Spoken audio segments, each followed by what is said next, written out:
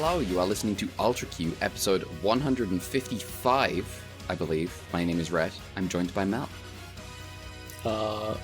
Asking for a friend. Is it gay to pretend to like flowers to impress a girl? Yes.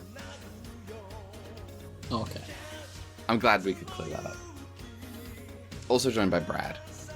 No, my power turned off mid-recording. I'm in the torment dimension. Damn. I guess... We're gonna show you this clip twice. I guess he'll just come back in a minute and he'll be fine. For no apparent reason, really. It's really unclear. Go for it. What was that, sorry? He just fixed it at the last second. He just fixed it at the last second. Yeah, exactly.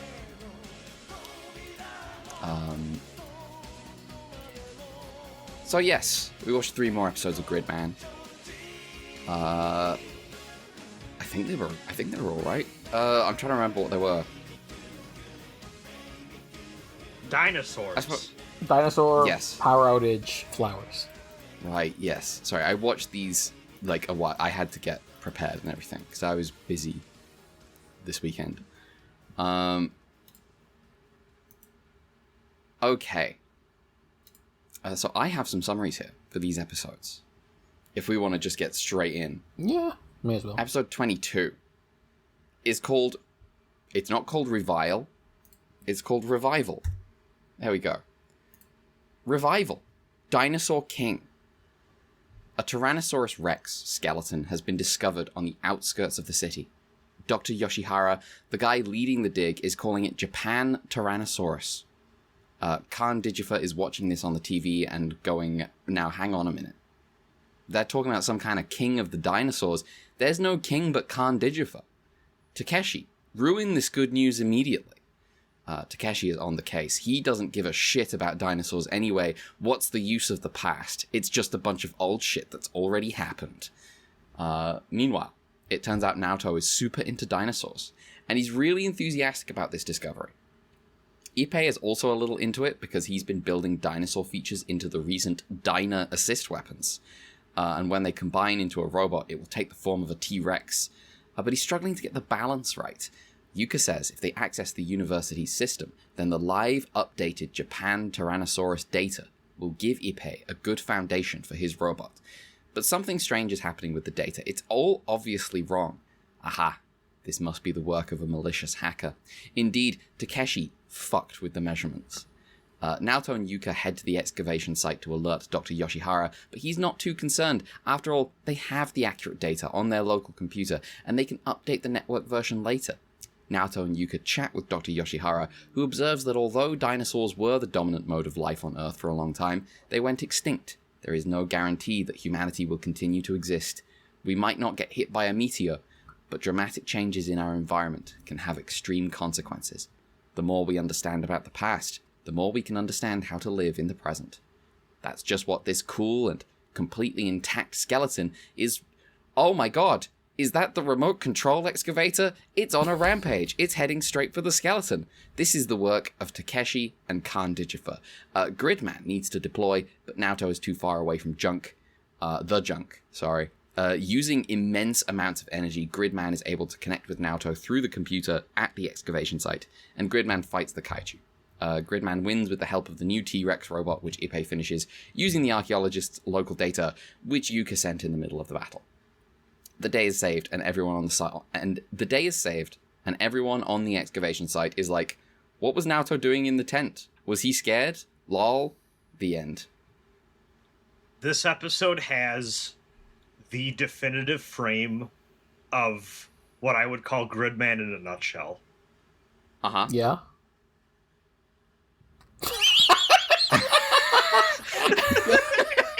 So, this is an image of the archaeologists looking at their computer monitor, which shows an image of a very, like an MS Paint panda sketched on a pink background. And the archaeologists are saying, Jesus, our important data is totally destroyed by somebody. I lost it. It's really good. So, it's a dinosaur episode. Yeah. Mel, your thoughts? Yeah. Damn, that T-Rex sure is dragging its tail the whole time, and all these CG models. Wow. Didn't even watch Jurassic Park yet? Jesus Christ. Didn't even watch Jurassic Park They didn't watch Walking with the Dinos or whatever it was called? Well, that hasn't come out yet. Oh, I see. Like when is Jurassic Jurassic Park? Jurassic Park is this year, 93. Oh, I see. Damn. They got beat to the punch with the T-Rex. The iconic T-Rex. I like this professor and his the very simple, like, straightforward telling the kids why like learning about the past matters. But I do, I think this is a well executed one of these where, Takeshi is like, well, it doesn't matter, it's all old shit, who cares? And the professor is like, finally, the first incel who doesn't have a weird fixation on the past. well, and he's the only non-return incel. But I like this professor drawing the connection between dinosaurs and humanity as like, well, we talk about dinosaurs like, T-Rex being like the king of the dinosaurs, being, the dinosaurs ruling the earth and stuff. And then they just died. They did, like, their continued existence was not a guarantee. And clearly neither is ours. Unfortunately, a little too real in the current year. Oh yeah, it was very, very real at the minute. But did you hear that the oceanic acidity is increasing at a faster rate than the Permian extinction, which is the biggest mass extinction in biological history? No, I didn't. Thank you, Mel. That's grim. Yeah. Please stay tuned for my next disaster movie, Ocean Acidity versus Microplastic Island. Which one comes out on top? I think I also saw that, like, carbon emissions went up by like 25% because of all the data centers they built in the past year. Uh-huh. Yeah.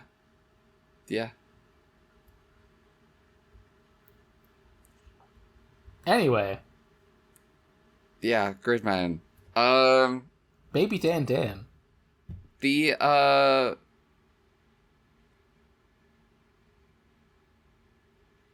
What to talk about? I have no idea. Everything's left my brain. This is yet another episode where I feel like the technical aspect of the Gridman equation may be a little bit more of a stretch, but it's fine. They mess with the T-Rex data, and he's like, is he stupid? That's just one instance of it. We have, like, we have better, more accurate, fresher T-Rex data. And then he's gonna check out this model. And then he's gonna hack into just a fucking excavator. Like, it's really funny to just, like, present a vehicle that exists today, like, that existed at the time, and that clearly someone needs to be in to use, and say, oh, this is a remote control excavator. I love it. I love the scooper being used to menace these guys. I think it's a lot of fun. Yeah, it's good. Good. I like Khan Digifa's motivation. He's just like, they're talking about some kind of king of things on the TV. Takeshi, can you do away with that, please? I won't tolerate it. We have not commented on much. There's a lot of people watching stuff on the computer as if it was a TV. Yes, absolutely. And I don't think streaming exists yet. No, Takeshi's just ahead of the fucking game. This is the era where downloading shit to watch in Windows Movie Maker was like the way you did shit. It took forever. Yeah.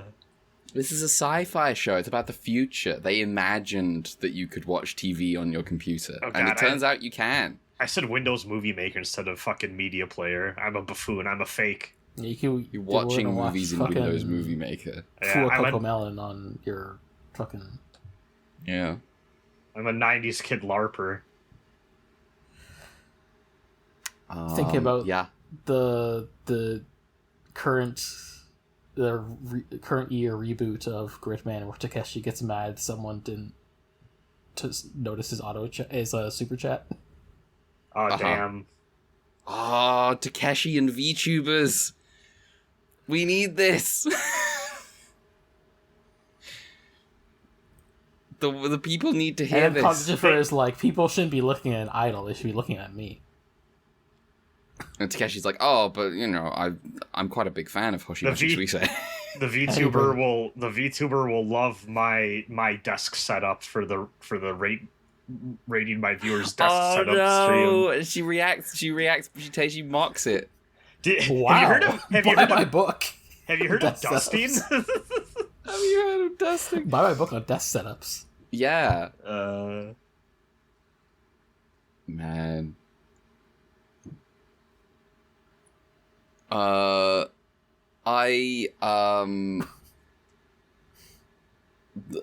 big kite, the big Dino-Dragon. Dino-Dragon. It's a dinosaur, it's not a dragon. It is a dragon, but it also is a dinosaur. It's also a dinosaur. This is the logic used for the Green Ranger. Early scholars be like, what's the difference? Did you this is something I watched as a kid, because of course I did, but did any of you ever hear about the Animal Planet documentary that's like a walking dinosaur style thing where they pretend like, what if dragons were real? No. Okay. The one of this I know that's like, the one of these I remember that like was actually kind of controversial was like doing this but for mermaids, and I can't remember if it was Animal Planet. But it was like, what if we found real mermaids? And it was kind of weird, but I remember being kind of like a big news story at the time. It was like, should an educational channel have something like this? I had this is kind of similar in spirit-ish. I had the Dragonologies book. I had those Dragonology book. Yeah. Yeah, it's called The Last Dragon, known as Dragons: A Fantasy Made Real in the United States. The Last It's a British Dragon. It's a 2004 British docufiction made by Darlow Smithsonian Productions for Channel 4 and broadcast on both Channel 4 and Animal Planet. I see. Narrated by Patrick Stewart in the US release. I was like, in the US release, why would it not be narrated by Patrick Stewart? Because apparently in the British release it was Ian narrated Holm. by Ian Holm. Yeah, I was like, yeah, sure, that's fair. Of course they get Bilbo to do it. Oh my! Yeah. So I dug deeper into the mermaid one, and apparently the problem they ran into is that it's straight docufiction, and there was only a few brief, very tiny disclaimers during the broadcast itself to indicate that it was fiction. And otherwise, it was marketed as like just another Animal Planet program. That's pretty funny. It's called Mermaids: The Body Found. That's pretty good. The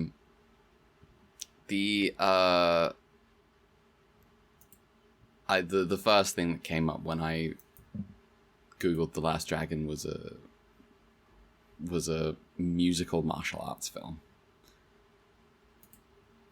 which sounds cool. Enter the Last Dragon. There's got to be a paperback with that name too. There's The Last Dragon. Yes. Yeah. Anything else to say about this episode? I like Dino-Dragon. Oh yeah, we were about to talk about Dino-Dragon, and then I forgot. Cool. He's cool. He's cool. He's a cool, chunky suit. Earth-going. The moment like a week ago, Ippei started talking about Dinah, I was like, oh, I see. Dinah was already in the mix. You know, that like Dinah Zenon or whatever. Yeah, there's Dino-Dragon and God Zenon. What do they mean by this? What could they mean by this? There will be, we will see. We will come to learn. We will see in like 8 years. It's a little less than that, but yeah. Yeah, I also think like the remote control excavator is really funny. It's good. It's good. Who made It's this so episode? it's so nice to control our excavator remotely through this computer. They do just like broadcast to me, the viewer, so clearly. With this remote control excavator, we can do it so precisely that we definitely won't harm the skeleton at all. This was directed by Hirochika Muraishi and then written by Mie Hirano. Which, honestly, good comeback after I Hate Sports, which I think is one of the weaker episodes of this show. Oh, yeah. Mel? Suit actors Gridman is Kunitoshi Endo, and Neo medalist Atsuya Nishimura. Of course, we have a new kaiju, Dyna Dragon. Suit actor Toshio Miyake. This is less confirmed and a bit more of a speculation on Ultraki's part, but I think it's worth mentioning it. The design may have been based a bit on Trypticon, which is a titanic dinosaur / city based Decepticon from Transformers G1. Showing some pictures of him. It's a big fucking greebly dinosaur. That is a big greebly dinosaur. You can see other Transformers like inside him. Oh, I see. So he's very big. Yeah. He's like the Macross of Transformers. Well, the Iron Gear of Transformers.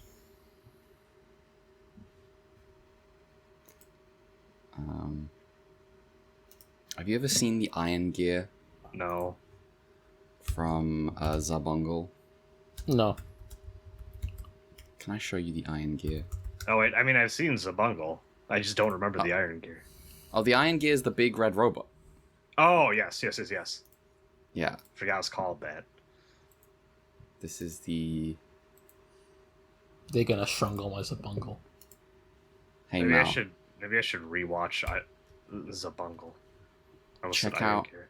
Ooh. Yeah, there it is. And I hate this admittedly reminds me of a thing in Gurren Lagann. Oh, well, Gurren Lagann is absolutely riffing this like up, yeah. taking this from Zabungle. Yeah. Like I think that's been said by Imaishi at some point. Yeah, that makes sense. And that stands up. Nice. It's really cool. It's my favorite. I don't care about the Zabungle robot at all. I love the Iron Gear. Maybe I should rewatch this show. One day I'll watch Zabungle for the first time. But The also, like, I've... Problem is, of that set of 4 between Gundam and Zeta, this is the one that I think had the least staying power in my brain. No, that's the I think Tomino at the show moment- from the 90s. Mm-hmm. True. But yeah, I was, like, thinking, I should probably watch Algaim before I bother with Zabungle. I need to finish Algaim. I've been catching Yeah. back up to where I was. They got that Yeah, Blu-ray the came Blu-rays in. are out now by It's Sentai. real. Yeah. Yeah, it looks like dog shit. It's the same Blu-ray I was watching before, just with official English subtitles this time, so... I can't abide it. I can't abide it. I just look at screenshots and I'm like, you've erased her eyes from her face by trying to take the grain out of it. I will watch the one that's the wrong color. I mean, I think the main thing about the color is not the one with the weird color is more so like, oh, it's just dark. It is dark. It is way too dark. But I've simply accepted my fate.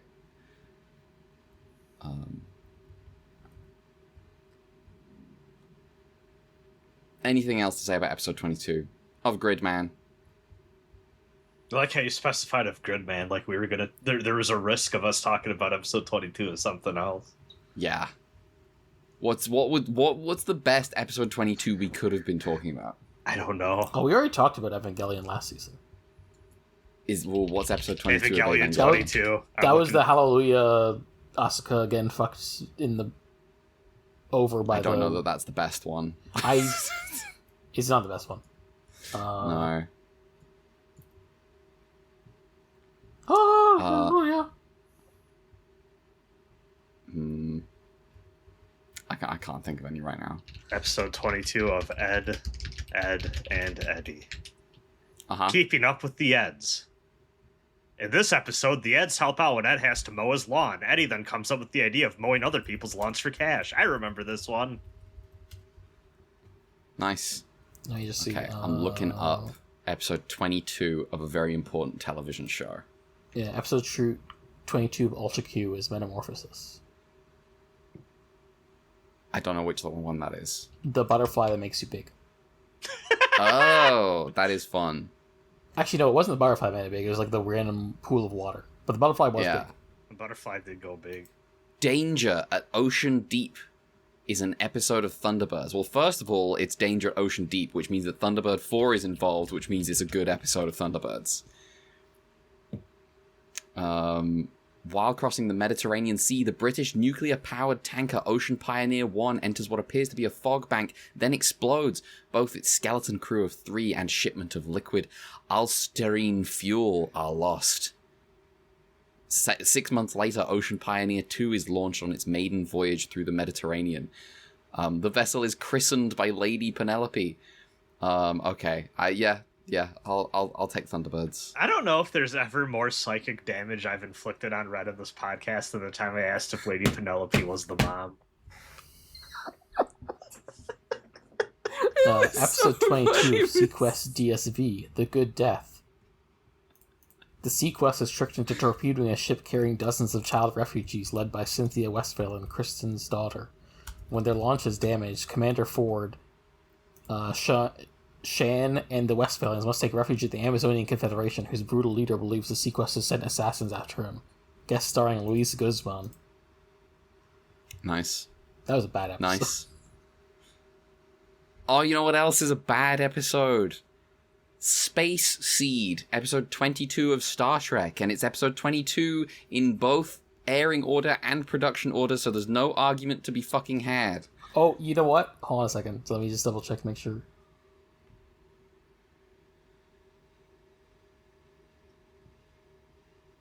Yes, episode 22 of Code Geass, Bloodstained Yuffie. Let's go! We found it. We found it. We did it. Well done, everyone. I'm glad we stuck with the bit long enough.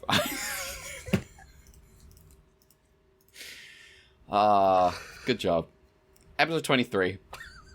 An assassination? A thunderclap in hell. Khan Digifer is sick of Gridman's shit. He's like, Takeshi, I think we gotta kill this guy. So begins the assassination plan. Takeshi intends, I want to get this straight. Takeshi intends to send the kaiju Mecha Generodon into an electrical substation and start causing problems.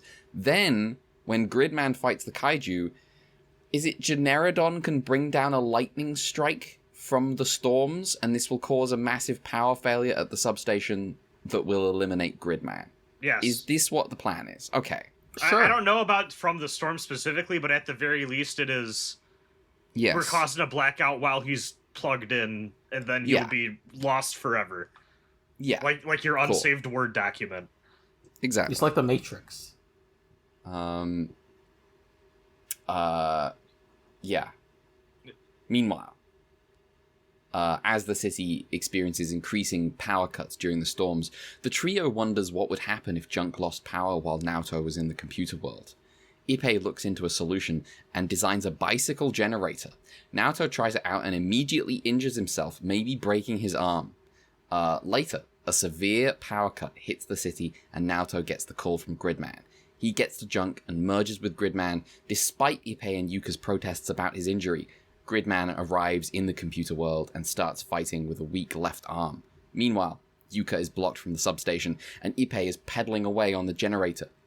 Yuka manages to break into the substation and send in the assist weapons, but Takeshi's plan comes to fruition, and it seems like Gridman and Naoto have been destroyed. But then they haven't and they win instead. Unclear. Oh well. The day is saved, and the two boys have wrecked themselves in the process. Yuka offers to help Naoto with his homework, and Ippei is like, oh thanks, yeah, I'd love help with my homework. The end. So what happens? I think it's just Gridman fixed the lightning rod in time, so that it didn't actually have any impact. I see. Is what it said. It was just kind of... Which does feel cheap, and also, yeah. you know, Avatar: The Last Airbender voice is really unclear. It was really unclear. I was like, okay, well, what were you doing then? I don't hate the idea of blackouts being a problem for Gridman, or them having a blackout-centric episode. I think that's really fun. Yeah, I thought the vibes on this episode were great. Because you could really feel the impending doom of it. Also, the family chilling at the blackout in the middle of dinner is fun. Yeah. Daichi is really good at Thunderhawk for the Sega CD. Is that the game? Yes.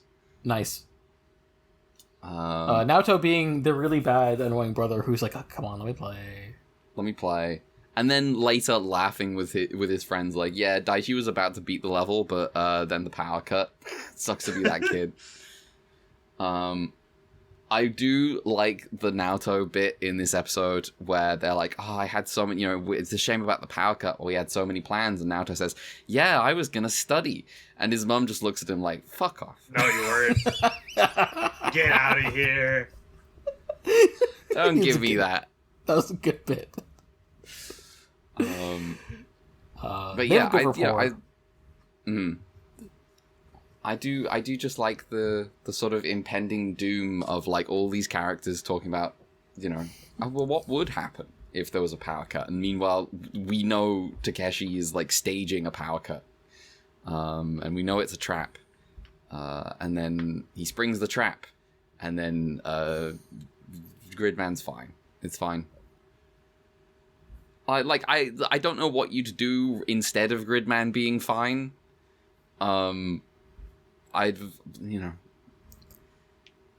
It felt like a weird fake out. It would have to be a fake out because you can't kill Gridman because you're not Gridman's Chrono the hero Trigger. of the show. Yeah.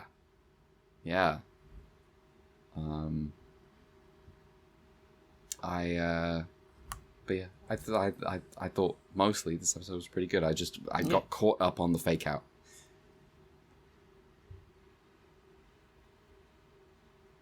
It is funny. He's just like, he hurts his arm, and like he's like, well, it's just a bruise actually. But still impacts him. Well, it could be like a bruised bone, which is like an actual like kind of serious injury ish.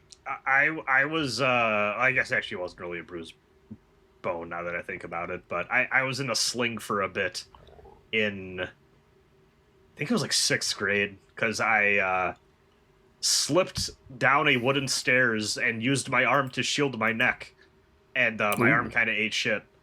So I was better the arm than your neck, but Yes, yeah. That's what the doctor said too. He's like, honestly, pretty smart, but yeah, your arm's gonna be fucked for a bit.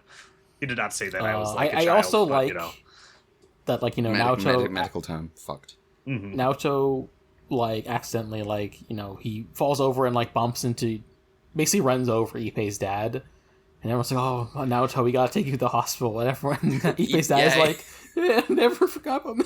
I do kind of like that scene's great. I also do kind of like later when he's rushing off to go to the computer, like as soon as the blackout hits, where like he tries to get on the bike and then just immediately eats shit. He's like, fuck it, I'm just gonna run. And it's like both kind of operating on like, it's a slapstick moment, but also like there is like a dramatic tension there of like, oh, he's got to get over there and he can't ride a bike right now. He is kind of fucked up.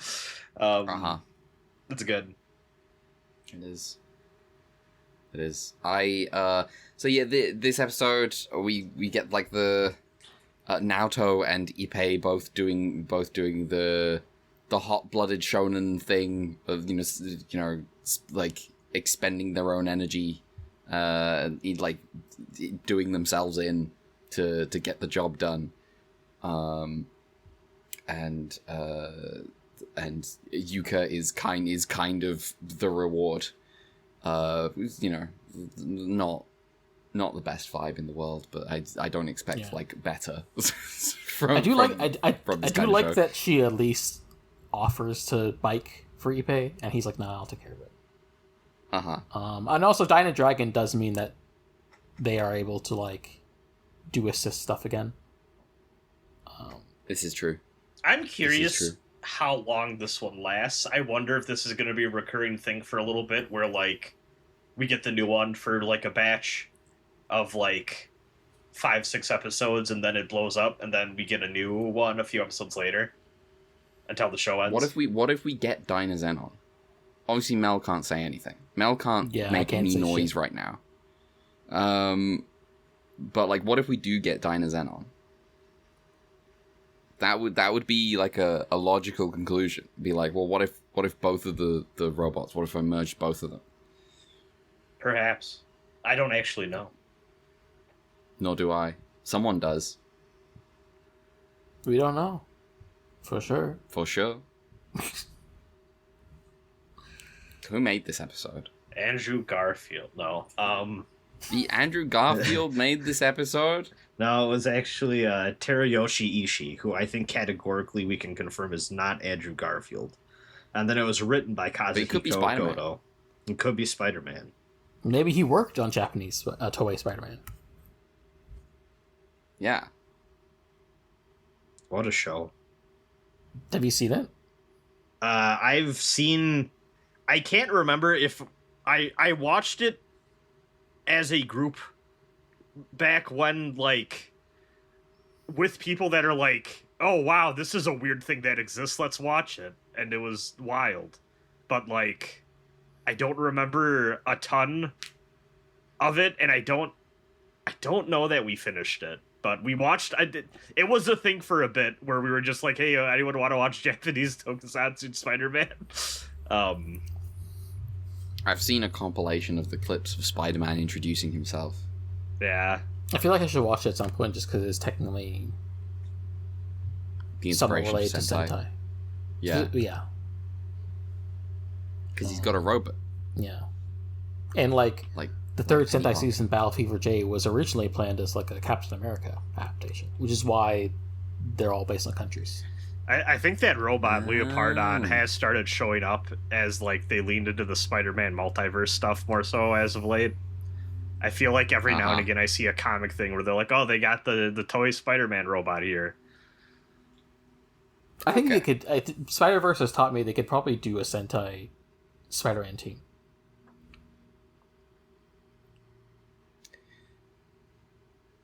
Anyway. I like Sam Raimi Spider-Man. I'm basic. Spider-Man 2 is really good. Yeah. Somehow it's the one I haven't seen. You should watch Spider-Man. You haven't seen You've seen Spider-Man and Spider-Man 3? Yeah. Is that what you're saying? Yeah. Spider-Man but you haven't 3. Seen Spider-Man 2? Yeah. I will never forget a few Mel. years back, Spider-Man 3 got, I think it was called the Editor's Cut. And I was like, we are running out of ways to resell movies. Well, What is going on here? I am kind of pro Spider-Man 3 having multiple, dissenting versions. That sounds fun to me. Spider-Man 3 seems like the kind of stupid movie that's appropriate for that. If I recall, though, from what I think there is a normal cut, a director's cut, and then I think the editor's cut is basically the same as the director's cut with a few key, like, score and, like, I think scene order changes or something. It's been a while since I've looked at this, but I remember people being like, this was not worth the money. The idea of Spider-Man 3 getting the Blade Runner treatment is very funny. What movie could be more deserving? I still need to see that third Venom movie. I should watch Spider-Man 3 again. The last Man, why does this version of Spider-Man 3 have random unicorn in it? Well, where were we? We were on whom? Yeah, Mel. Yeah. Studio actors Gridman Hiroki Okano, Dyna Dragon Toshio Miyake, and Mecha Generadon Asuya Nishimura. I feel stupid because until you said the name out loud doing the summary, I was thinking of Generadon as, like, generic and not generator. Oh yes. And I was like, it was a fucking store brand kaiju. Like, what's happening? I'm trying to remember what episode was Generodon in originally. I don't know. I don't know. Let me see if I can pan and scan this booklet for the name Generodon. Episode 13. I hate sports. Because he turned the. Because he made the machines go all wild, and nobody could let go of them. Yeah. The hands were fixed to the hands, and then the shots of them got stretched. Yeah. Squash and stretch. That's the animation classic. Fucking excuses I made to my mom when I was 5 and she told me to get off the Nintendo 64. I literally can't take my hands off the controller. Khan Digifur has infected the machine. I have to keep playing Pokemon Stadium. That game had fun minigames. It did. More so the second one, in my opinion. I only owned one, I think, but I rented 2 quite a bit. You could hook up your Game Boy version of Pokemon and play Pokemon Red, Blue, or Yellow on the TV. Yeah, and Gold and Silver, the Pokemon Stadium 2, you could do that for Gold and Silver as well. Yeah, that was the cool shit. And then my brother gave my Ho bad moves. My biggest regret for selling my N64, I had Hey You Pikachu. I had the microphone. Damn. I was hanging out with that little guy. That game did not work great. Rip. I hit the problem where all the fucking multiple really cool Pokemon are only available by trade. Yeah, you were talking about you reached the trade evolution. I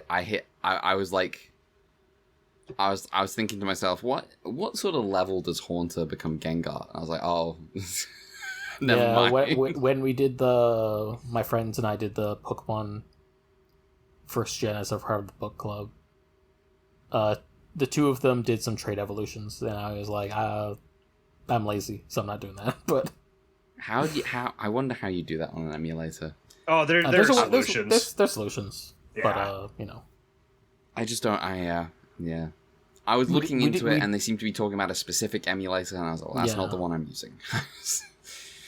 No, I think the thing is with cartridge-based games, usually you can use the ROM across different emulators, and the save file will stay the same. As opposed to things like Duck Station, obviously CD Beast ones, they have memory cards. Right? Yes, of course. Wabbit Station. Okay. Duck Station. Wabbit Station. Shut the fuck up. That's the second time this year we've done a Looney Tunes reference. What was how do you keep track of these? What are you talking about? Well, the first one is the one I wrote in my Evangelion summary. Oh, I see. Okay, well, there we go. Does that one involve Foghorn Leghorn?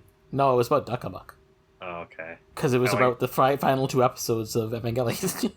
We should invite Foghorn Leghorn onto the podcast. Oh, we should. We can get Daniel Craig on to do his fucking Benoit Blanc.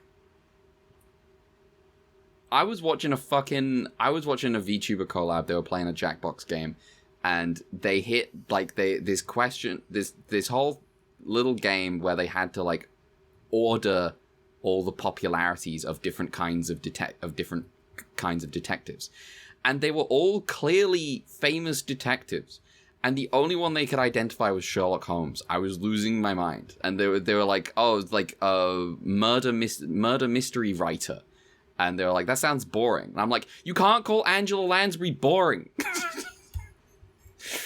I wonder if they know about Jimmy Kudo. They did not have Jimmy Kudo on there. Yeah, Jimmy Kudo is dead now. Anyway, Tag and Bink.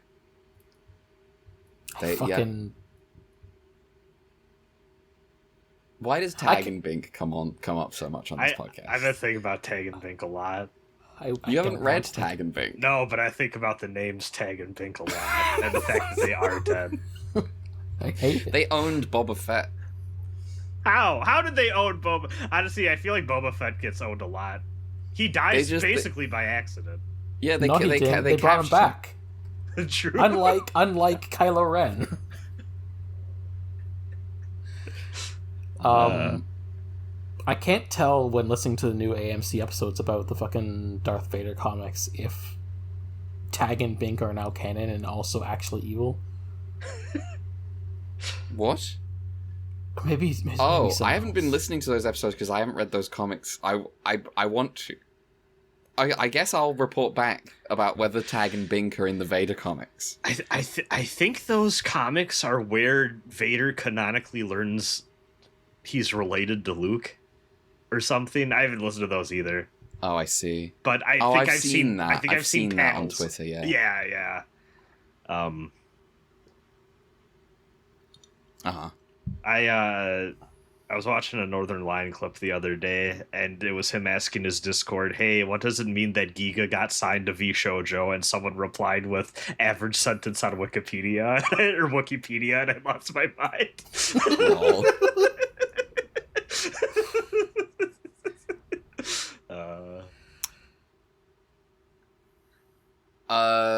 Is there anything else to say about this episode, or shall we move on? No, I think the premise is maybe a little stronger than the execution on this one, but it's still all in good fun.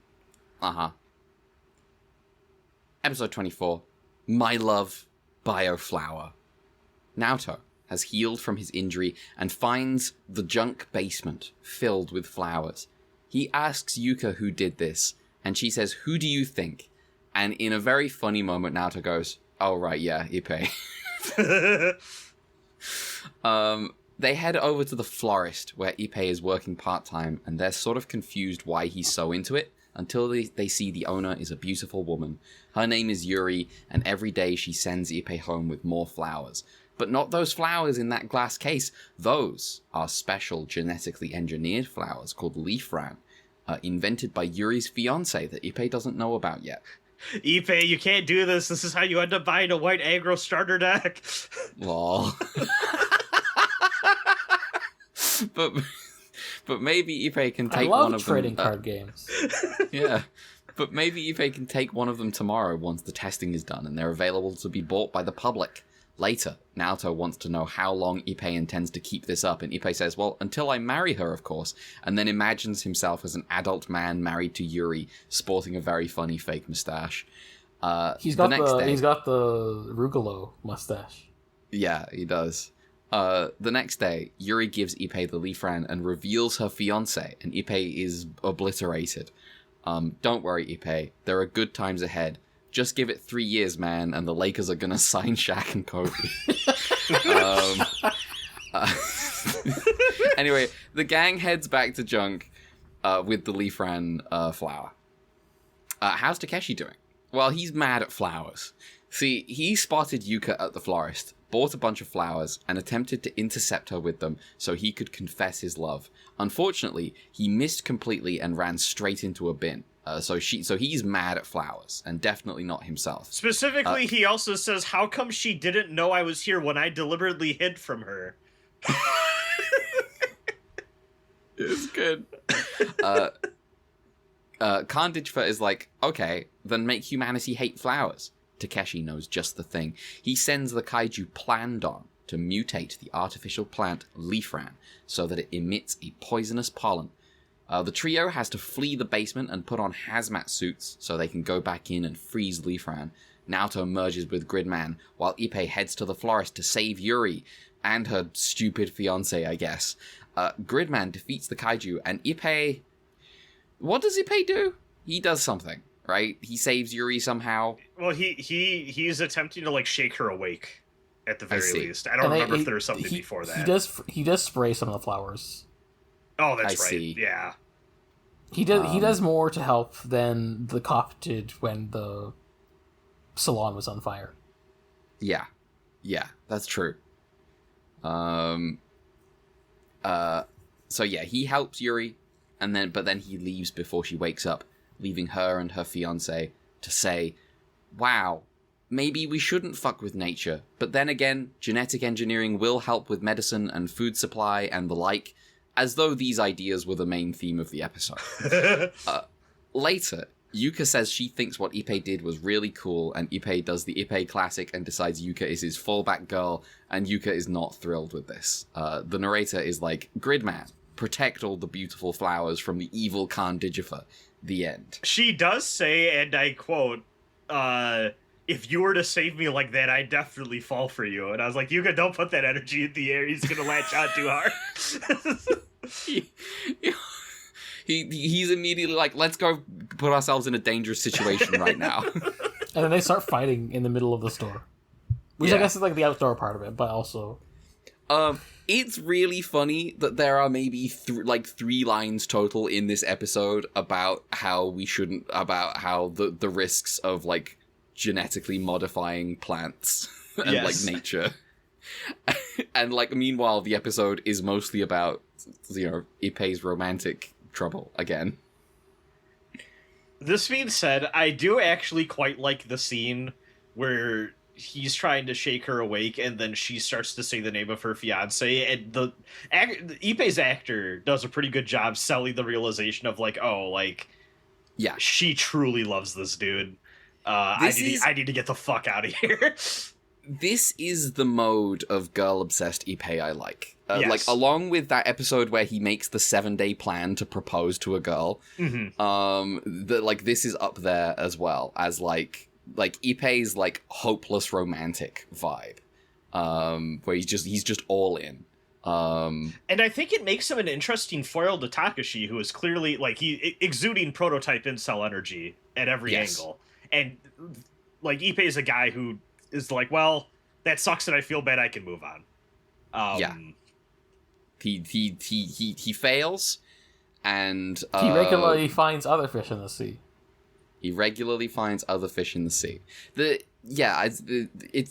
He's got practice at being rejected, basically. But like I guess not even rejected, just flunking out. But yeah, I think Ippei's great in this episode. Okay. It's just the blind run out into the street and just the clatter of sound and Yuka stopping and being like, what the hell was that? And then just keeps going. I love... Oh no, I meant like Ippei in that one episode with Oh yes, Ippei at the bus stop. Sorry, yes. But also the Takeshi's thing is pretty funny. There is like a particular... I feel in my heart this is truly like a 90s Japanese media phenomenon of like plant spores as danger status effect zone. Yeah. That I just love so much, and the special effect. This episode's very different, but also reminds me of like the Biodo episode Great. Yeah, I could see it a little bit, yeah. Yeah, it's there. Which is another episode about a computer merging with a plant in a way. But, yes. That one has like a weird cult, almost. Yeah, it does. Well, it's got the people that can't live without the greenhouse, and it's like, well, what happened to them, show? What happens to those people? The computer said I lied. They're with Jimmy now. It's true. So they are with Jimmy now. Jimmy and Group. Poor Jimmy. I really like the gag of them putting on face masks to go run back into the basement, and then just coming back out coughing, and then being like, well, what are we gonna do? And then the next we see them is they're in full like hazmat suits. Yes. Where did they get those? Where did they get those? Hey, you know, when you were a kid, didn't you and your buddies just go like, let's go get the hazmat suits, you know? Let's put on the hazmats without gloves. just hands open to the spores. It's like, remember original Ultraman where they'd go to a different planet and they have like a not enclosed like face shield on? Absolutely. Yes, it's the same vibe. It is funny that I think we've been to another planet like twice. Oh, In like we franchise. don't do it very often in Ultraman. Like, I mean, there's a few times where, like, we've had the Ultras go to other planets, but, like, for the most... And obviously Andromelos, but, like, for the most part, as far as the humans, like, we've had that one space episode of the original Ultraman, and also Jack Shindo was on Mars. You got, like, the mysterious roaming Planet X or whatever, I think. I feel like there's a few episodes of that particular genre of we get warped somewhere weird. But sometimes it's like a planet, sometimes it's a weird... There's the robot planet. That, that may or may not have been like a dream or yeah. something. Yeah. Man, you know, that episode was really good. Yeah. I think we kind of... we kind of undersold it at the time because there was something else going on that week. There's some other, like, big deal episode. The episode, it was titled, of the pod, Jisoji isn't even the main event. Oh, right. But I forgot what the main event was. And Robot One was doing like a fake Alphaville, right? Yeah, that was talked about. That's why we've I've mentioned. We should watch Alphaville. Yeah. Let me see what are the episodes. Oh, it's because Nanma was the episode. Oh, yes. That'll do it. That's an important one. Oh, the one where the fan base is like, I think this is out of character for the Ultra Guard. They're like, fool. I enjoy the, like, Takeshi somehow hacks the flowers to turn them into weapons. Yes, because it's like, because they're genetically engineered, so therefore there's technology in them. There's the spiritual essence of technology is in the flowers. Somehow. Yeah. They have a computer world because they've been manufactured, I think. There's some real Battle Network logic at work. Uh-huh. It's good. I like it. Yeah, there was a little conversation between, like, her fiance and his coworker a little bit. I don't know what the substance of that conversation was. I don't remember. So yeah, that's kind of just introduced. That's kind of just revealing to us that this guy, that the fiance is gonna marry Yuri, where he's like in the lab and like working on the plant, and his like coworker's like an excellent, a big discovery and a beautiful wife. What more could a man ask for? But like again, at no point in that conversation does the subject of is what we're doing right coming up. It's really like maybe twice in the episode is this idea. Like Naoto kind of just offhandedly mentions like, should we really be fucking with God's creations though? It's really it feels more He's bringing like that Catholic energy back into the show. Yeah. It feels more like their primary concern here is the fact that this is a thing they're doing together as like their dream than any of the like, scientific quandaries associated. Yeah. I mean, I'm absolutely fine with that. I thought I thought the romantic drama here is fine. I'm perfectly good. I think Ippei is when Ippei is in this mode, I'm like, hell yeah, Ippei's great. What a fucking idiot. What a dork. He, like, collapses, falls off his bike, rolls down a hill, and just kind of giggling to himself with a flower in his mouth. That's great. That's a great moment. I think it's funny the bit where they're biking together, and his friends are annoyed that he has all these flowers on his bike. He's like, why? Why'd you do that? Why are you doing this? It's for love. You wouldn't understand. Ippei looks like he's about to fucking go meet with the Parliament of Trees from Swamp Thing. Yeah. They become one with nature. nature. I don't know what that means. It's like, I see. What if Mother Nature had a parliament? It was called the Parliament of Trees. I mean, this is the Entmoot. I feel like it's the most British thing Alan Moore could probably have done. And yet it is the Entmoot. Yeah. Well, we know how it is with Tolkien and Britain. Being British and Tolkien. You are forced to have an opinion. You can't not. Yeah, despite the fact he was born in South Africa. Of course he was. I enjoy that I went on the DC fandom wiki page for the Parliament of Trees and got hit with the Parliament was founded and led by Yggdrasil. had the funniest alt history thing in my mind is like Tolkien's still born in South Africa, but he's a Boer now, and he gets like really caught up in like what making Lord of the Rings the foundational myth of the Netherlands. Oh my god. Which would presumably be less objectionable than if he made it as an Afrikaner. Well, yes.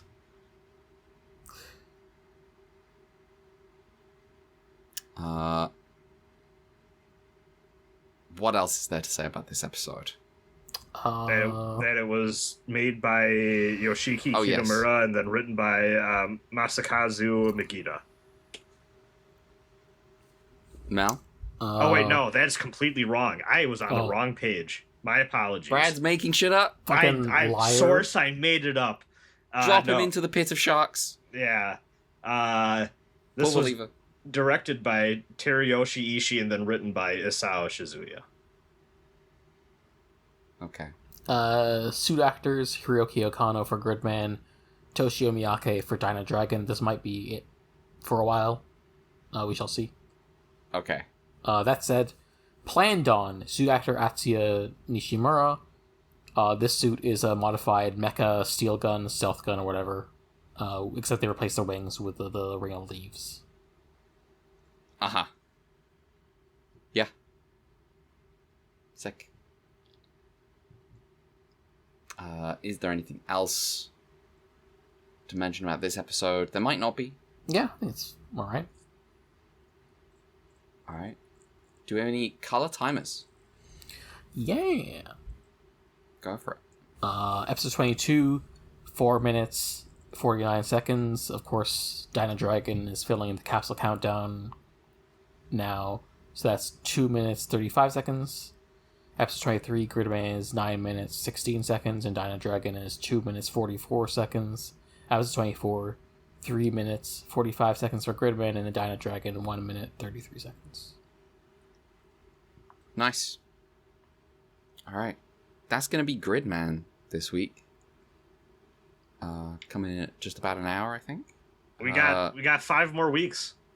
Yeah, that's... only 5 more weeks of Gridman. Yeah. It's crazy. It's been a neat ride. At some point. I have thoroughly enjoyed this one more than a lot of the show Ultra, I would say. It's a good time. I have noticed that you two have been suffering less. This one's good. This one's good. They simply figured out how to make a television program. I don't know why I said it like that. Just in time. A television program. Just in time to act. My God, did you? Just in time for Tiga. Just in time for Tiga, which people do say is really good, which might mean that this time, even if it's like they're just doing Ultraman, it might be like, what if they did Ultraman but it was competently made? I'm gonna be given the fact that Ultraman Powered has a parody in Muv-Luv and Tiga's not brought up once, I'm gonna call my pool shot right now. I bet Ultraman Powered, I know nothing about other than the title, is gonna be the most amazing show of all time, and Tiga's gonna be overrated. That's for the unrefined Ultraman viewer. This is my cold shot. See. Oh, well, I understand. Good news? ? Powered is the immediate next thing we're watching after Gridman, so you know. We'll find out soon enough. We'll see how called the shot is. Yeah. Will you be vindicated, or do you have egg on your face? I think the only thing I know about Tiga is people like the opening. I've deliberately gone out of my way to not hear it. Oh, you're gonna love it. You're gonna love it. We've got to make sure to get you a version that's got the good opening. Yeah.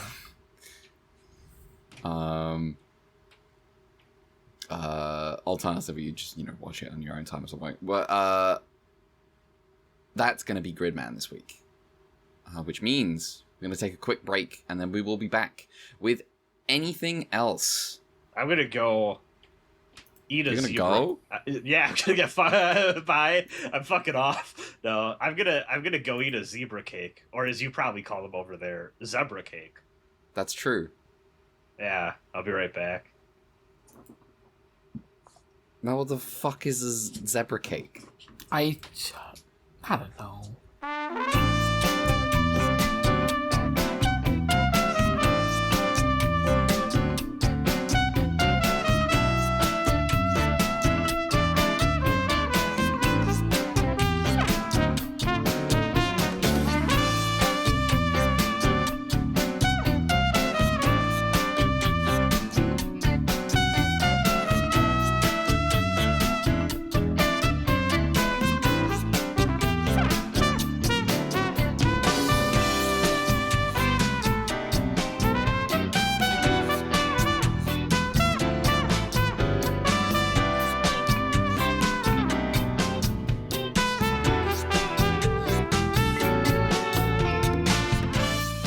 There we go.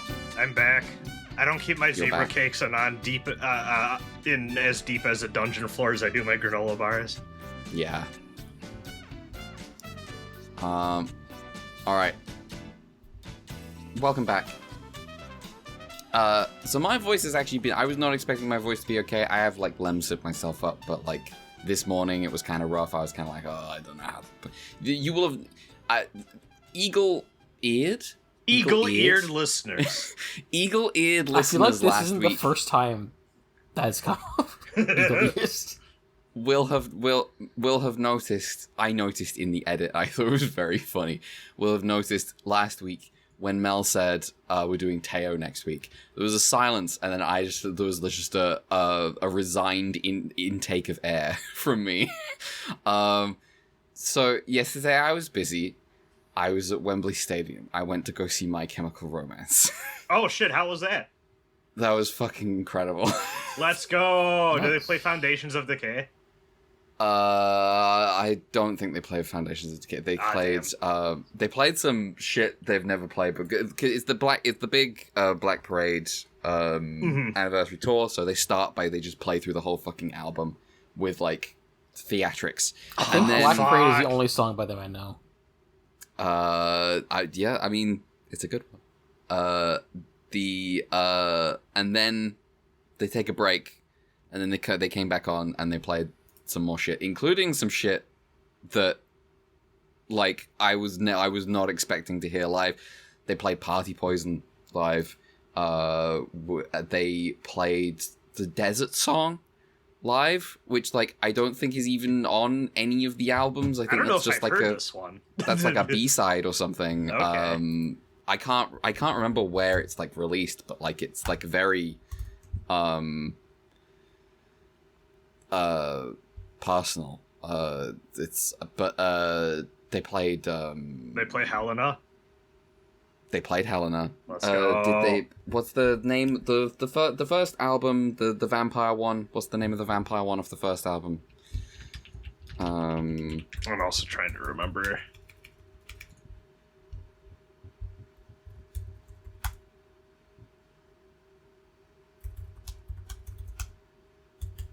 Vampires Will Never Hurt You. That's the one.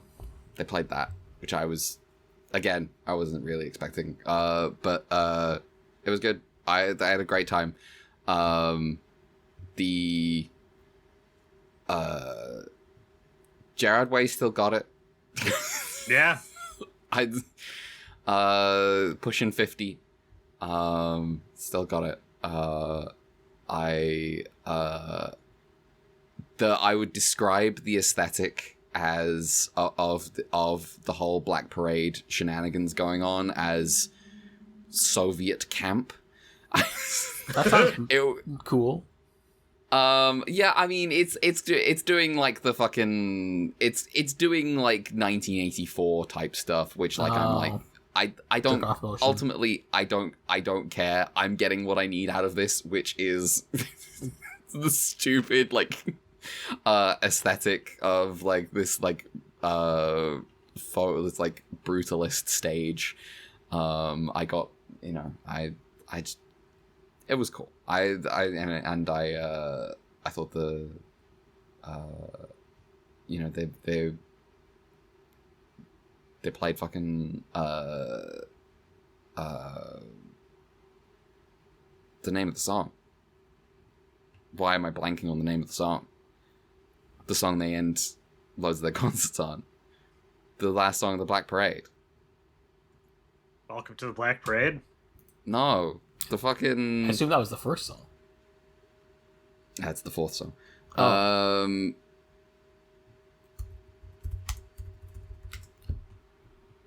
What am I... Famous Last Words. Thank Christ. They play, like, when they played Famous Last Words, they had, like, a fucking, like a countdown to, like, the end of the show, as, like, the stage was, like, erupting in like, there was, like, props on stage were, like, catching fire. Ooh. It was good. I had a great time. I would love to see them. I'm not much of a concert person, which is funny because I am now this is the second time in my life I've been in a, like, in-person friend group of people that are deeply into music scenes, and this particular flavor is, like, people that are deeply into the local concert scene, and, like, everything that goes into, like, the production and, like, you know, making sure all that shit is the best possible form of itself it can be. And I'm not really a music person that way, but I'd love to go to more concerts. Yeah, I feel like nothing makes me feel like a weird person than when the subject of music comes up, because I'm like one of those people who's like, and partly because I listen so much to podcasts, I don't listen to music a lot, so like, the idea of, like, listening to an album is just, like, a thing I don't do, even though I feel like that's a thing I should probably do more of. I like listening to an album. I have just realized I said Welcome to the Black Parade was the fourth song. It's the fourth song if you count The End and Dead as one song, which it isn't on the track listing. I also only been to a concert once. Okay. The last concert I went to, this is so embarrassing. The last concert I went to was in high school. It was Rise Against. I was listening to university when I saw that one concert. It was, like, pre-COVID, though, so... And it was a hailstorm. I should see a Coheed show one of these days.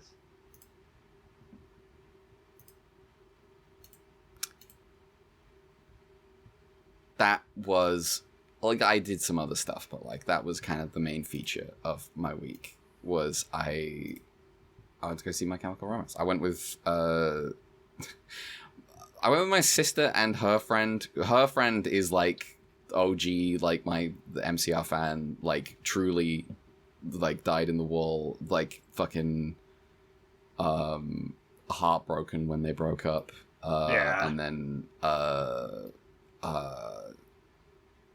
And then like was like in the queue to get tickets, got 2 tickets, invited my sister. My sister doesn't give a fuck about My Chemical Romance. And she was telling me about this. What the fuck? Anyway, I managed to get a ticket later. It was good. I had a good time. I got mine cheaper because I wasn't using I was using a website that's trying measures to avoid scalpers. It tries to force people to only sell tickets at the same price they bought them. MCR might be one of the biggest, like, things from my youth that I have, like, a distinct enjoyment pattern of being like, I was really into this at a certain age, and then I was, like, embarrassed to be into it, so then I stopped, and then, like, coming back with fresh eyes as an adult, I was like, no, this shit still slaps. like me with the Phantom Menace. Yeah.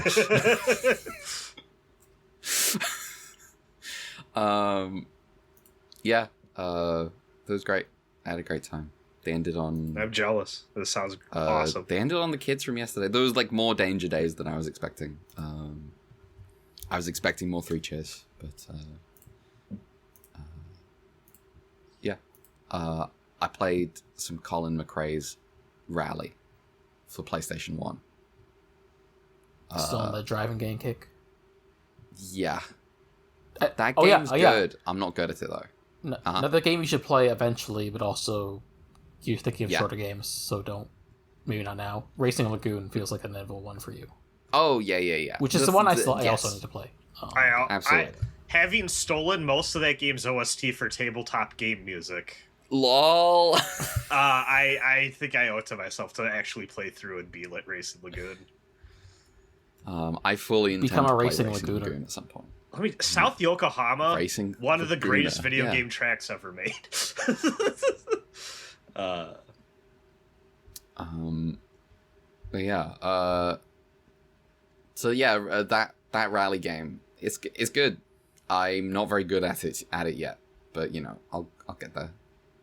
But now I've actually got like more free time again this week. I might skip Class 5 of Rage Racer and just jump into R4.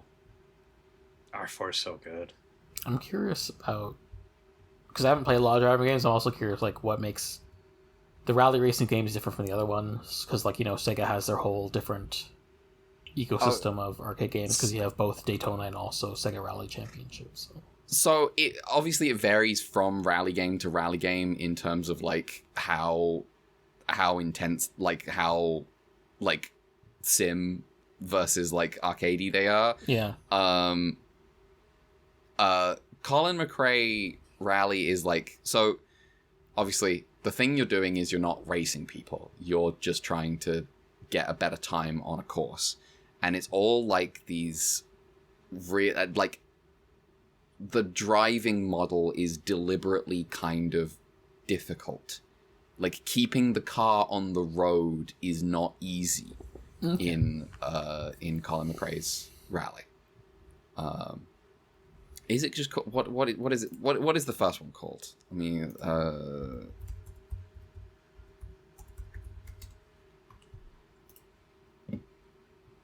yeah, the first one is just Colin McRae Rally. Yeah, and then 2.0. I want to play 2.0, but I'm getting decent at the game first. And so, you know, you get the rally instructor being like, hey, you've got this turn is coming up, then this turn, then this turn.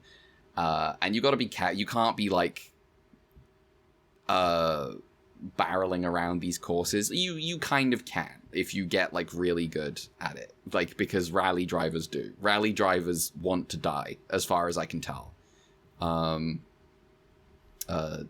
real Colin McRae was trying to kill himself around rally courses all the time.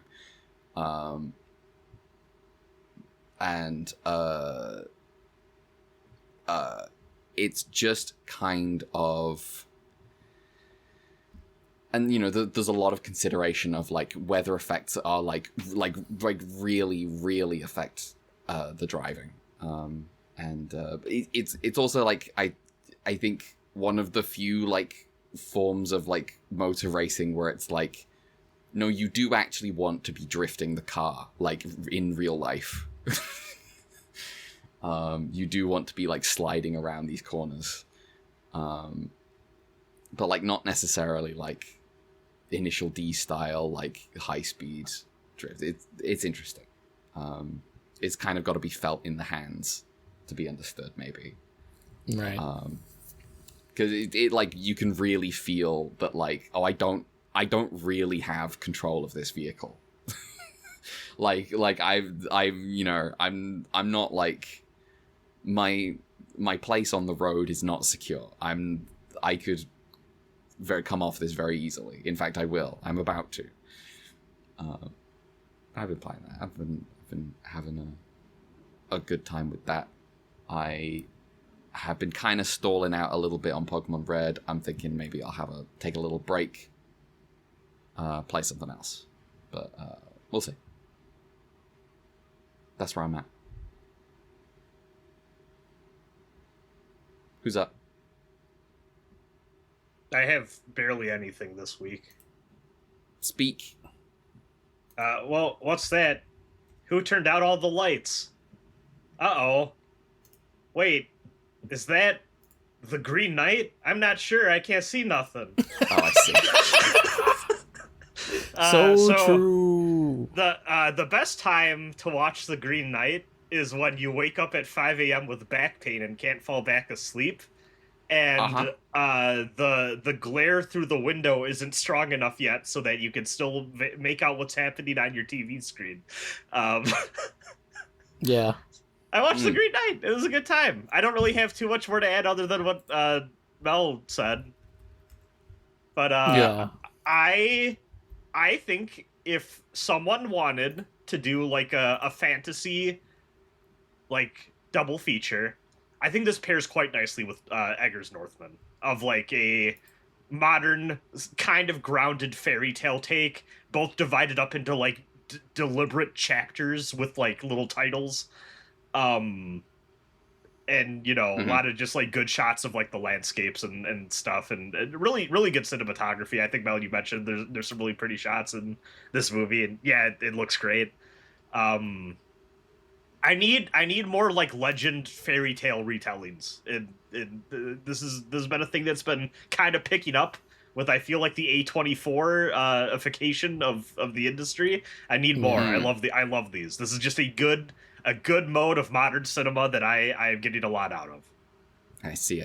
Just grounded, like kind of messy, kind of awkward modern fantasy. It's good fun. There's a nice little aside that's not from the original tale, with Saint Winifred's ghost. Okay. That's great. I love that scene. There's like a part where like the ghost gives him like a task to do, and he turns around and is like, well, what will you give me if I do this? And she's like, I don't think you should even be asking that. You're like a knight. Yeah. And he's like, shit, you got a point. That's such a funny line. She's like, why would you ask that? Yeah. Why would you ask that? It's great. Honestly, it's a much more funny movie than I thought it would be. Did you like the part? Did you like the part where Gawain got really fucked up? Like by the thieves, or no? I just meant like as in Shinji. I'm so fucked up. Oh yes. That was fantastic. Yeah. The ending of that movie is very playful if you're at all familiar with the original legend. Yeah, I had to I think I was like cross-referencing the original legend on Wikipedia just so like I had some context, because the movie is subverting expectations and playing around with the legend. Yeah, it's having a lot of fun with it. I really like how the last fourth of this movie goes places I was not expecting, and I think they're all very fun explorations of this guy as a character, while still also like it's not like a complete, like, it is in many ways taking the chivalric romance and using it as like a character study of this guy, and I think there's a way to do that that's very like dismissive and like, oh, what if we made this fucked up? And really they reframe it more as like we're all people in the world that want things, and sometimes we're not always our best selves. But like how do we reframe the story of like an Arthurian knight maybe going through it to still like it be a story about a guy like choosing to, in spite of all that, maybe sometimes make choices that are better for not only himself but for the people around him. That I thought was good. It was a good time. Nice. Aside from, I don't think nobody in the world needs to hear me talk about the Nikkei summer event, so I'm not going to do that. Are you sure? Yeah, Okay. I mean, it wasn't as good as last year's. They went to a haunted cruise ship, and it was like kind of Doom themed, except there was a fake video game called Boom. This one they just went to a beach. They just went to a beach this time. I'm like, okay, you know, they made a fake Lucky Star song. It's kind of about. I see. Yeah, but it was kind of boring. Damn. Okay. And other than that, I've just been playing Final Fantasy 12, but not like enough to really have anything more to say. It continues to be Final Fantasy 12. Yeah, I'm having a great time. I love that game. I do think by the time I'm done with that one, it's things are going to be higher up on the rankings than it has been previously for me. It's a fun game. Mal, Hello. what you been up to? I've seen a couple of films this week. I would like to say I think it's now that with hindsight of knowing what movie you watched, I think it was very, very funny when I asked you what kind of movie did you watch about playtime. Immediate nonplus, like I don't know. Yeah. What kind of movies did you watch? The first one is a kind of, I guess you can call it like a somewhat noir movie. Starring a certain Larry Fishburne. Oh, I see. 1992, Deep Cover. Also featuring Jeff Goldblum, which is like, these are a fun this is a fun duo to see bounce off each other. What a weird duo, yeah. I've never heard of this. And it's basically like Larry Fishburne. I guess I can't tell you how much I was like. Is he credited as Larry Fishburne? Yes. On this movie. I think this is when he was still getting like. He was still like. Oh yeah, it says on Wikipedia this is the last film in which he was credited as Larry. Oh my god. Yeah, he was still getting big at this time. Yeah. And yeah, he's like. The movie starts with like the most crazy, melodramatic, watching your dad rob a bank because he needs his drugs and getting killed and it's Christmas and there's a Santa there. Oh my god. And his dad gives him the bloody money in his hand that he keeps as a memento. And he's like, from that day forward, I promise myself I'd never be like that. So he becomes a cop. I see. And he gets assigned a job by his white superior, who opens by asking a bunch of different African American cops, can you tell me what the difference is between a black person and a blank? Oh, I see. And so Fishburne's character is like, despite his own ethics, is like, well, I guess I'm going to go undercover as a drug dealer now to get to this drug kingpin. Which does lead to him like slowly actually becoming a drug dealer. And one of the people in sort of his orbit is like this. I think like they make a point of it in the movie, like he's playing a Jewish American character, but like Jeff Goldblum playing a lawyer who is also wrapped up in this drug trade stuff, and they kind of become partners. And circumstances lead to sort of like a start of darkness for like the kind of more cool and collected Goldblum to eventually go kind of like sicko mode gangster. He have his Breaking Bad moment, I guess you could say. I see. And there's also like another cop who's like African American who's like doesn't know Fishburne is also a cop. And so he sort of like acts like a sort of father figure, like, oh, you know, you're on the wrong path. You gotta, but also he's like really Christian, so he's like giving him the Bible. Oh my gosh. So yeah. Fishburne's character is like, okay, pastor, or okay, father, just like disparaging his like church sensibilities. Yeah, it's really, you know, there's some good bits. And there's like specifically there's like they're like Latino South American mobsters with ties to like, eventually it's sort of like he's being told by superiors to not go all in on catching the guy, because eventually it's like, oh, well, actually, the guy who's at the very top, we like him and we want him to run for president to purge the communists in his country, so, you know. So, you know, things go, you know, it's a noir story, so you can imagine how things go, but, you know.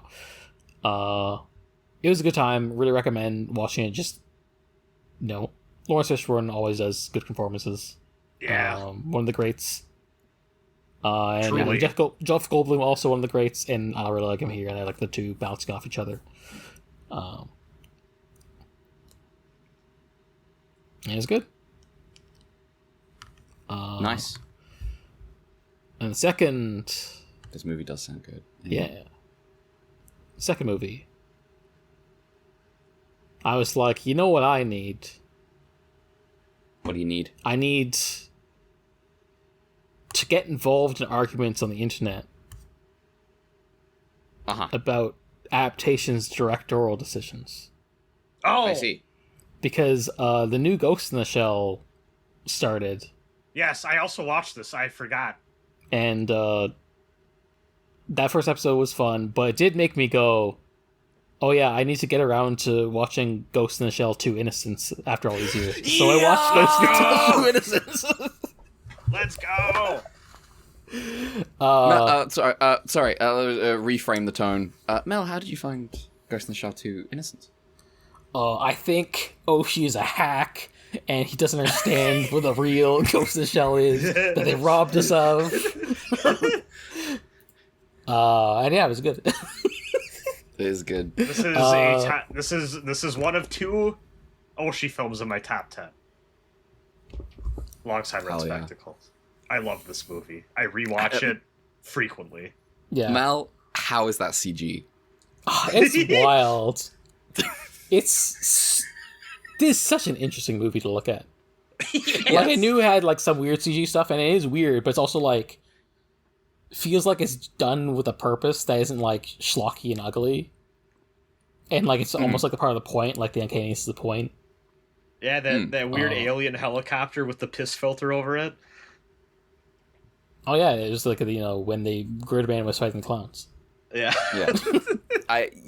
When a lot of the 3D in this movie sort of reminded me that like this is kind of the same, like I don't know how much of it is the same team, but like when Psychopaths happened, it was Production IG being like, we want to do Ghost in the Shell, but we kind of want our own IP that we can control. Yeah.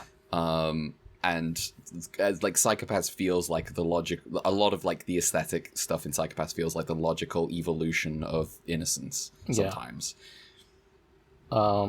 Yeah, it's like really interesting, especially because they mostly use I think they use CG mostly for like the dolls / robots and for locations. When I don't remember which one of you two, it may have been both of you. When months ago, it came up on this pod that a lot of this movie is Batou and Togasa doing philosophical dick measuring contests with each other. I did not realize how much of the dialogue per volume of that movie is just them doing that and dropping quotes. And I'm like, Jesus Christ. Yeah. You guys are such fucking losers. Yeah, so this is my thing I will always have with people talking about Innocence online, is because so many people read the two of them do, and like I get it, because like at face value people see like, oh, like big important philosopher being like quoted, this clearly must be like the deep thematic meat of the material, and it's really just these two fucking dickheads like just like fluxing on each other with like quoting shit. It's so being like, funny. Milton, huh? But we're not Satan. Yes. I did have a chuckle after you brought up Ghost in the Shell, the manga, way back when there's a line where Batou is like, oh yeah, she seems like the type to fill out the personal comments part of her reports like I did. I was like, that was fun. I had... oh, go ahead. Go ahead.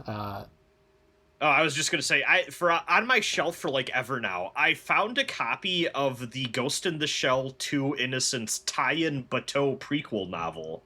Oh. That is about him living alone and being sad because his dog ran away, and the novel's about him getting his dog back. And I keep meaning to read it because it sounds like it's kind of interesting. His dog is good. The dog is so cute. The really slow, drawn out scene where he's going to get dog food and it turns into like a gunfight for a bit. Yes, that's really good. I also I really love...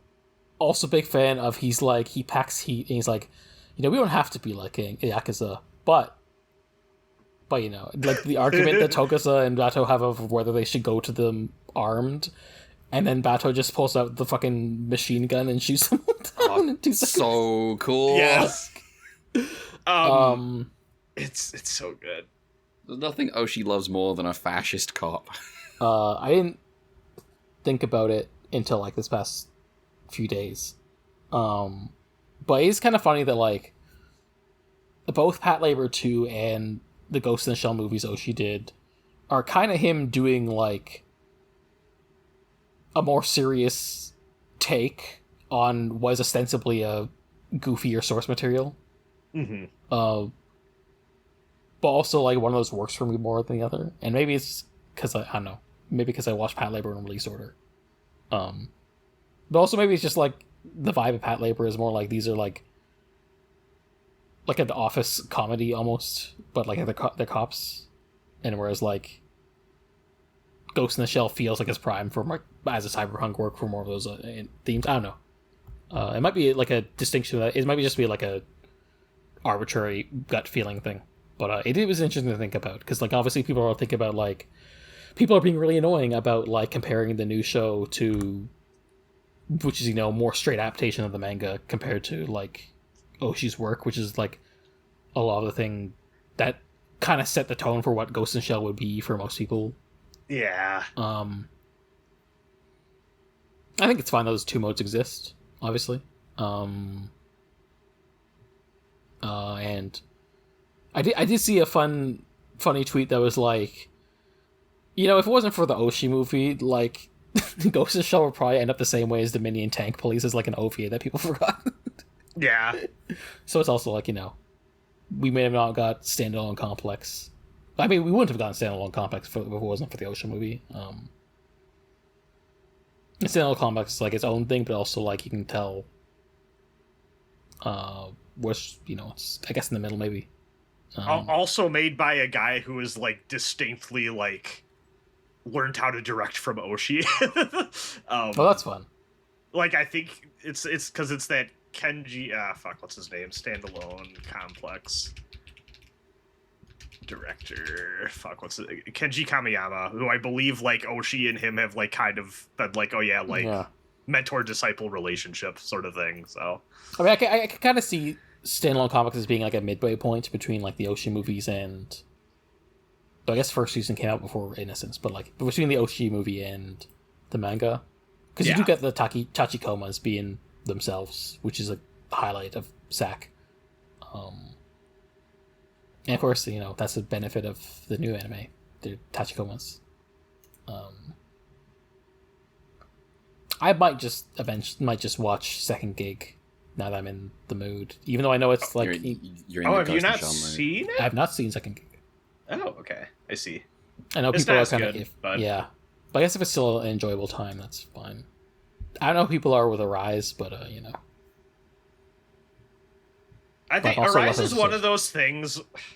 Arise is one of those things where it's like I feel like people hate on this too much, but I also don't like love it either. So it's like I'm not going to go to, you know what I mean? Yeah. And it's especially like even if it's like okay, you're not gonna like go out of your way to defend it when it's written by the guy who beats his wife. Oh, I didn't know who wrote it. The guy who subs in, who's like does like season 2 of Psychopaths and hang on, GitS Arise.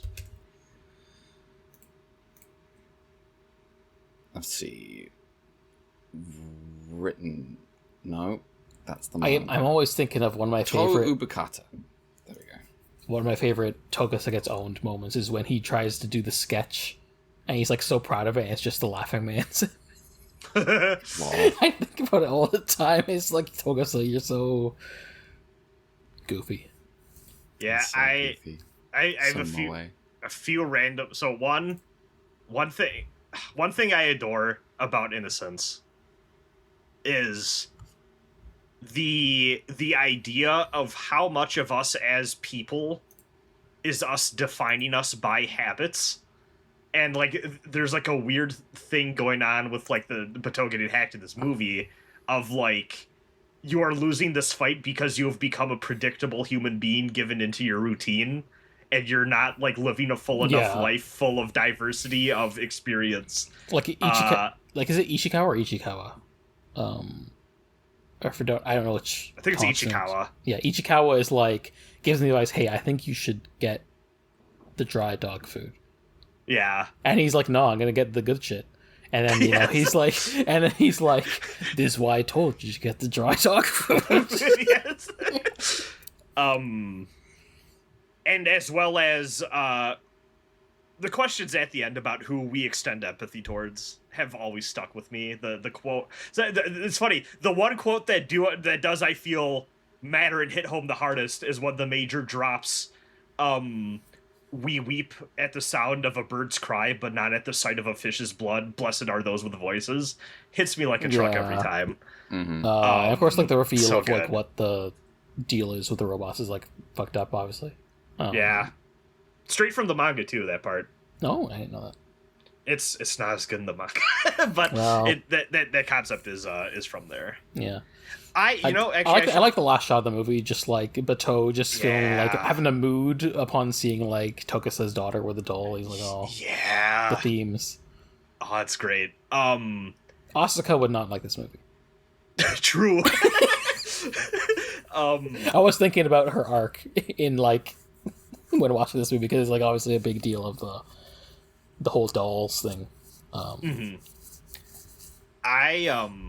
This is the second week I have gone back to Ghost in the Shell, being like, oh, I'm going to finish it for the podcast, and then just not making that happen. But I did catch wind, in part due to, adaptation discussions happening.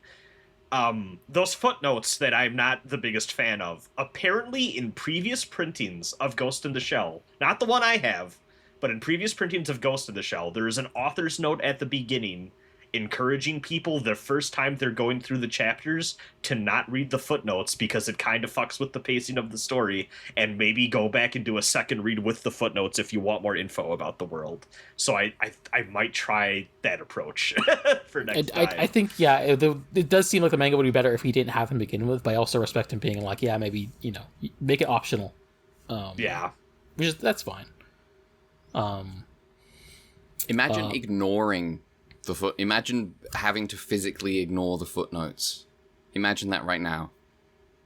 Yeah. It does seem hard. When they're See, that's my thing, is because I'm the type of person that if I see a footnote, I'm like, well, what if this is important to understanding the thing later? Like, it's easier for you to ignore the footnotes in, like, for example, like Land of the Lustrous, where they're just like on the side. We're not really noticeable, readable. The most important footnotes to ignore are the ones on Wikipedia. Who needs them? I did citations. Is those ain't real? Wax House, babe.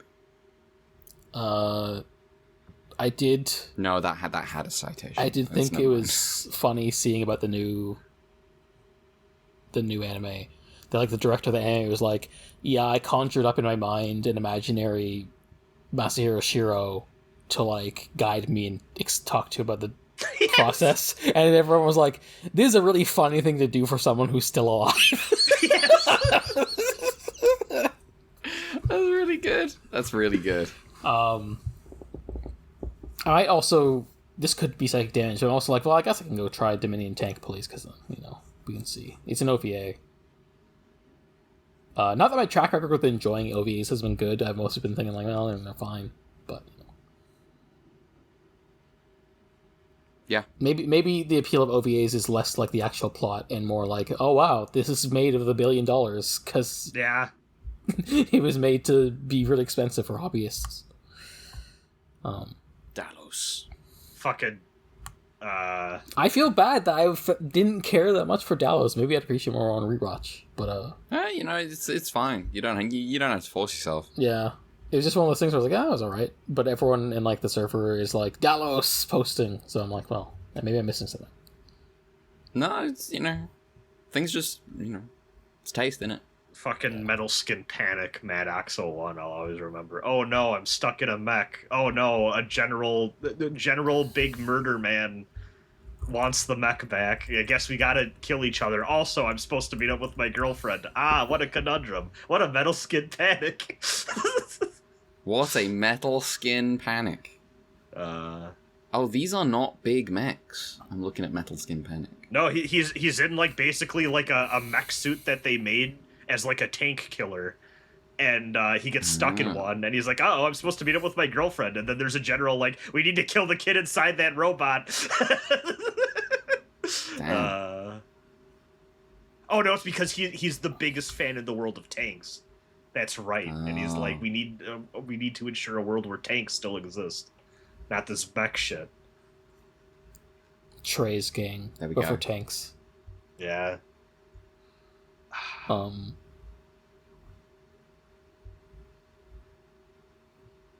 It always does feel like I'm else like on his... bummed out that Bubblegum Crisis is just kind of ready made. Yeah. That's like, another one I enjoy, but I'm just like I there's not a ton going on there story wise. Or it's just vibes. It is. Innocence is cool. It is cool. I should watch it again. It's been a while. I guess there are other movies to watch. I guess I'll have to watch another Oshi animated movie soon. Yeah. Written by. Just real quick, did you? So are you overall positive on the Science Saru episode 1? I enjoyed it for what it was. I enjoyed it, but it's also felt like extremely head empty sci-fi action without much thoughts of like. It didn't feel like it was asking the big questions yet, but maybe that'll change. I enjoyed it in the sense of like it still I feel like has a lot of the jumpiness and like everyone online is like this thing moves at a mile a minute and people are like anime, you know, everything has to be condensed into 12 episodes. I'm like, no, the manga's just like this. I did react online. It's like everything I'm seeing from people on the timeline is like, oh yeah, you know, the art style's great. The goofy tone is a breath of fresh air. It's like slightly furrows brows and goes, it's a lot of jargon. and I'm like, yeah, that's what I hear. Yeah, it's I like having this anime as, in my opinion, this is the manga in what I believe is a more enjoyable format. I like them being able to kind of smooth things out just by the process of, you know, it's animated. They have to do the motion of like figuring out what goes on between some of these panel jumps and like smoothing it out into like a watchable format. And I think just that like work alone does a lot for increasing my enjoyment. But it is also fun to have like the characters who I'm fond of be in a different mode. Yeah. You know, I'm so used to the Major being like the super serious super fascist cop. So now here she's like the goofier and she's funnier, a little quirky. Yeah. Quirky super fascist cop. Yeah. You get Moe Bato. Yes. This is awesome. Bato was always Moe. Well, Bato was always Moe. You know, that's true. He's also pretty Moe in Innocence. This is the most lovingly rendered scene of a guy feeding his dog I've ever seen in my life. The part where he makes sure its big floppy ears aren't going into the bowl. Is adorable. I love it so much. I'm realizing this is more of the Oshi dog content. Yes. I think the dog in Innocence is actively just based off of the Basset. I believe it's a Basset Hound that he had in real life. I see. I need to see how Togase is in the new anime. Oh, I see. Yeah. Togus is important. He's important. He's as much of a wet puppy as possible. Yeah. This is his defining character trait to me. Absolutely. I feel like I don't remember the rest of the members of the team as much, because it's just like the three, and then there's also like the chief. Mm-hmm. I will always have a soft spot for the sniper Sato, just like existing to be cool in very brief interludes. Because like even in standalone complex, they aren't that big players as much. It's literally Saito, just like, I should say, not Sato. It really just feels like there's the three guys, three in this case, including the Major, obviously, and then also do like the the director, the chairman, whatever his name is. We do like an aura farming sniper. It's true. Yeah. Brad, can I send you a picture of Ogata? Sure. He's one of the guys of all time.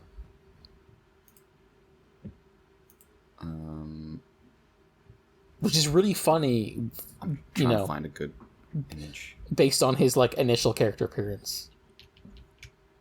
In the first chapter, he appears.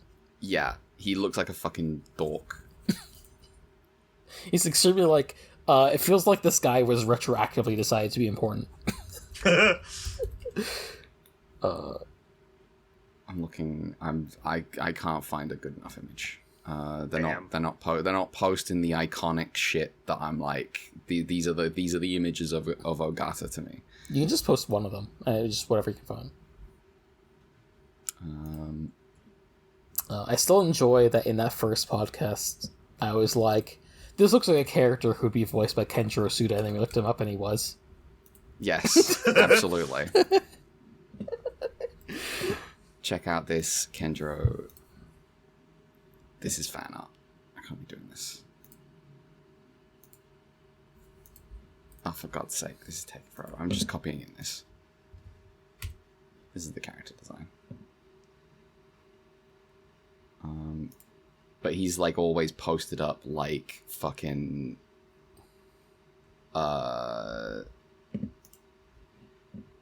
he's like every now and then they just cut, there's someone gets shot and they just cut back to him just like chilling out.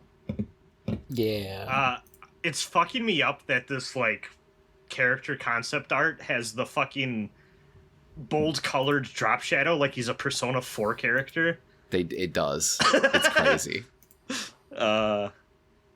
This panel's good. It is good. Yeah. I need the fucking Mickey Mouse text bubble. Yeah. He's spotted Mickey Mouse. He's about to kill the mouse. Go get him, Ogata. I'll create a world without Kingdom Hearts. Do we have any emails? I gotta double check, but I don't think we did because Mothra Fanboy only sent one in for Teo. That is allowed. Multiple emails a week is a lot of work. Yeah. Yeah, we're good. No emails. Sick. Alright. That might be a podcast. In which case, you can find us online at ultra_QUEUE on Twitter. We're also on Blue Sky, a little more active on Blue Sky. Ultra QUEUE. No underscores on Blue Sky. I'm on Blue Sky. Matt Red November. Mel. You can send an email to ultraqpod@gmail.com. And we have a coffee, UltraQ Fund. Brad. You can find me back on Earth. It turned out I was a demiurge. I was a false god. You weren't a god after all. I believed I created the material world, but I wasn't really the true maker. Is this your way of announcing you're actually going to finish Xenogears? No, but that would be funny. Your Project 98, isn't it? No, or is that 97? I don't know. That was 98. No, that's mostly... I've just been mostly watching anime at this point for that. And even then, I've been falling behind a little bit because work is not cooperating. Uh-huh. That's how it be. Yeah. But yeah, I'm being invoked on Blue Sky. It's BEINVOKED. Sick. Well, join us next week. 3 more episodes of Gridman. We're approaching the last month of the show. Yeah. Yeah, and then at some point we watch Jinro. Yeah, Jinro is between Gridman and Powered in our schedule. The Wolf Brigade. Oh, sick. Nice. The Wolf Brigade. And then after Powered, it's like a fucking month and a half to Tiga. Damn.